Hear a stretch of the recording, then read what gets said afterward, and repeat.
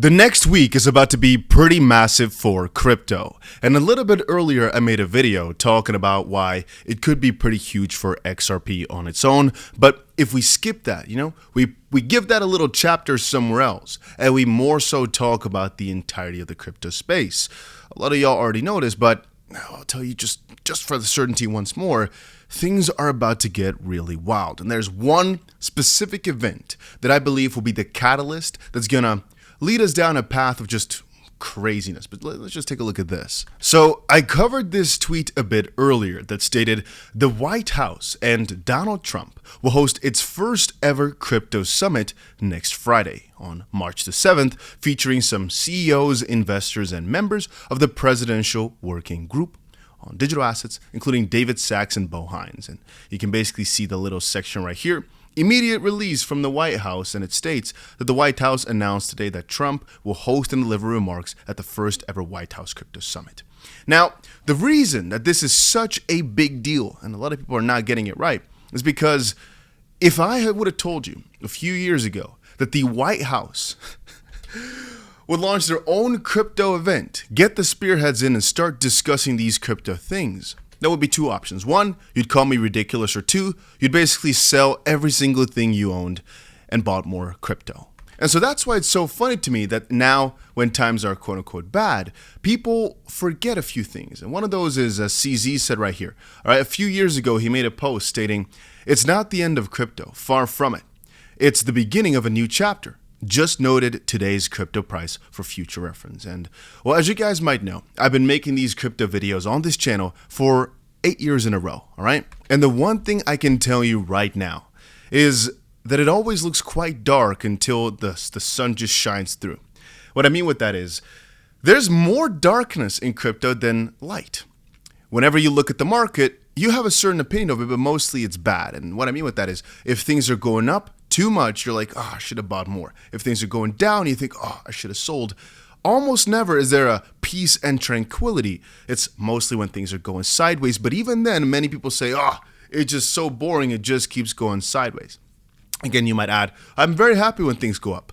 Sure, I also am. But actually, I think when crypto goes up are my more stressful moments, because I feel as if I don't have enough. Things are going too fast. What if it starts to crash again? How bad will I feel then? All those things are just logical emotions that you have every single day, week, month, year, time after time. And I'm telling you right now, I've been here making videos 8 years in a row, and it's always the same. It doesn't necessarily get any better, but it's just a matter of, if you snapshot, take a look at prices today, there's, in my opinion, a 99.9% chance that if you look back at it in a few months, a few years, but mostly just a few weeks already from now, that it will be way higher than we're at right now.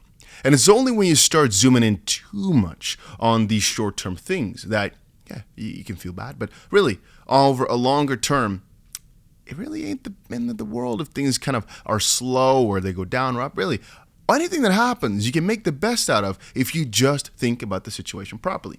Things are going up hard, always think about selling some coins at least to make sure you're never stressed out and you never feel as if you should have sold, all right? Always be selling at least a little bit on the major moves up. When things are going sideways, realize that a major move is about to happen and that regardless of what happens, you need to be prepared for it. And when things are going downwards, you got to realize that this is just temporary. Eventually, since we're in a basically up-only industry is what I often call it, yeah, these are just very good opportunities, because when you look at them in the future, and even I think if I snapshot the crypto prices today, and I actually did this. Do you guys remember when Trump got president, we made a little joke saying, hey, let's look back. That was I think I've done this multiple times. I think once in September or so of 2024, also, that I'm thinking about it now. We basically said, let's think about where the price is going to be at in about a year from now, or at the end of the year, for example. And if we look back at the end of the year of 2024, that was pretty crazy. But also, again, if we take the prices back then and look at it a year from now, let's say September 2025, most likely within this time period, we already had it in the middle of January. But again, I said, even though things are dark right now, not looking amazing, we'll be up a few X's from where we're at today. And it was true. Now you might say that was earlier in the bull market. I wasn't here back then. You can always keep saying that. If you only were earlier, sure, but you got to work with whatever situation you've got right now and build from there. I keep saying, if you take a snapshot of today's prices, think about a few months into the future, we'll probably be at a few X's from where we're at today. And really, when you start thinking about what phase of the market we're in, I keep stating that I do not believe the highest point of the market has been reached. And funnily enough, if we repeat the 2021 cycle, there's a lot more downside to come before even more upside. And that's the funny thing. I kind of feel as if this downwards move that we saw in Bitcoin has already, for the most part, been seen on altcoins, as many alts are down 80, something like that percent from the tops. But then basically the moment that Bitcoin starts recovering again, also a lot of these alts will severely outperform because they've just gone down this much. Then again, there's a counter argument, which is right now there's just not as much hype. Even though the major companies, state leaders or country leaders and all, are also excited about it, if we're looking purely from an altcoin perspective, the demand is a little bit low. But then a counter to that again would be HBAR was up like 20% today. Pulse, Hex, all those because of the lawsuit were up ridiculous amounts today. And then when I was looking through, I'm like, you know what? Actually, a lot of coins being able to do double digits kind of showcases we're not doing that bad. I always say whenever Sonic or Phantom goes to like 43 cents, something like that, I said, I always think it's a buy. Look at right now, 73 cents. That was kind of like a lucky shot in that sense. But take a look at XLM, right? The last time I remember covering it, it was like 40 cents. It's down 25% or so. But really, when you start thinking about it in the grand scheme of the market, is that really that bad? Is 25% down really that bad for eternal gains over a prolonged period of time is how I always see it. Again, there are a couple of coins that did not do so well. Stacks is at 80 cents. 𝗵𝗂 is at, let's just call it 7.5. So it's down from 27 or something like that it was before. Right now it's at 7. Again, a lot of coins are not doing so well. Move is at 43 cents. Solana is at 140. But again, I do not really think too much about where they're at today. I think about where they're at in the future. And I know I keep rehashing the same thing, but I think people don't understand how important it is to realize the fundamental parts of this crypto journey, which is don't get too stressed out about short-term things. The reason, right, or at least a good reason, as to why the fear and greed index was at 10 a few days ago is because people are not so sure anymore. They're starting to panic, and I think a lot of that has to do with the media that keeps portraying this idea of, but maybe the bear market, even if you think or you want to entertain this bear market idea, theoretically speaking, you could have classified whatever we've seen here in the last month or two as bear market because, again, many of these alts are down like 75% or so. Especially if you look at meme coins, and it's just a matter of terminology then. When do you consider something a bear market, right? I just consider it to be a bear market mostly when you see lower lows and lower highs, but theoretically speaking, we've been seeing that for a few weeks. So then it's about the time frame. How long do you need to sustain that for before you consider it a bear market? But then again, when you start looking back at the 2021 run, for example, there was many weeks of just downwards price action between the high point and the next higher point. So between, I don't know, when was that? Like March or something like that? I don't quite remember. And the highest point, let's just call that November. So let's just say that half a year or so, it was down tremendously. Would you have considered this a bear market? Well, if you were in it, probably yes. But then in hindsight, it's just a big dip, right, for the greater heights. And I keep reiterating that if you look at this chart as well for Bitcoin, it just showcases that if you just close your eyes a little bit, don't think about it too much, just keep buying and shutting your ass up, you should be fine. And this is not financial advice, this is just my pure honest opinion, and anybody who deviates from this plan is taking a risk in my opinion. But I will ask you guys to answer one question I've got in the comments section down below. Plan B said, was $109,000 the top? And was February dip the start of the bear market? Or was February a normal bull market dip and we will see a V-shaped recovery towards new all-time highs above $109,000 next? Let me know down in the comment section if you think the top is in or if you think we're going to recover and we're going to go way higher than we've seen this cycle. You know, I personally think we will recover from here, and that's about 75, let's call it 78% or so of the voters as of this point.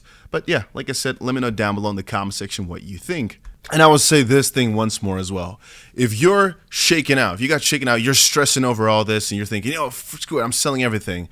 I will not tell you anything that's best. Let me just say it like that. But my personal thoughts to it is, you're probably just overdoing it, right? There's been no dip where I thought, oh, let me sell everything. I've sometimes thought, hey, maybe I should actually have shorts open to hedge certain things. But for the most part, it's just a matter of patience. The moment I settle the losses, the moment I've given up on everything that I stand for in this crypto space. If I want to sell, I should do it when things are topping out, not when things are bottoming out, unless a massive policy change. Unless, for example, something politically, any leader, whatever, any hack, all those things. For example, if you sold because of the Bybit hack, I don't blame anybody. I really don't. right? You might say, yo, don't get shaken out because of a hack. But really, if you've got some PTSD from the whole FTX situation, I do get all that. But then the moment you see it's resolved, they save themselves. I don't believe that it's also a bad idea to buy back in, even though you're at a slight loss, for example. And even though right now I think you'd still be at a profit because prices went down significantly afterwards. But there comes the point, which is, even in the USDC situation, a few years ago, I don't remember exactly when USDC depegged, even I was thinking there sitting, ooh, that's quite peculiar. In the back of your head, you're thinking, no, USDC can't fail. But then something in your brain thinks, what if it does?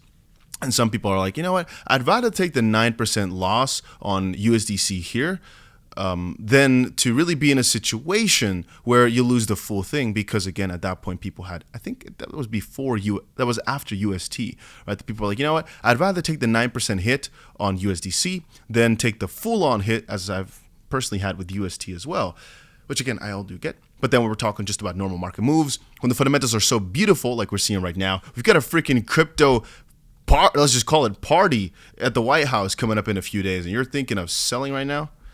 I don't know. Oh, that's kind of funny. Let's see here. So you're telling me the guy who's the son of the president and has been accumulating Ethereum is going to take a monstrous loss on his position and say nothing about it in the White House that is specifically themed for crypto for the first time in history? Okay. And that is because, again, the White House to host their first ever crypto summit, and for some reason people think this is a negative thing. I don't get it. You know what? But to each their own, right? Let me just say it like that. To each their own. I am super excited. I've never been more excited. And by the way, if you're looking for a platform to trade on, I've got a link down below to 𝗏𝗏 is the platform I'm trading right now. And that's about it for this little crypto update.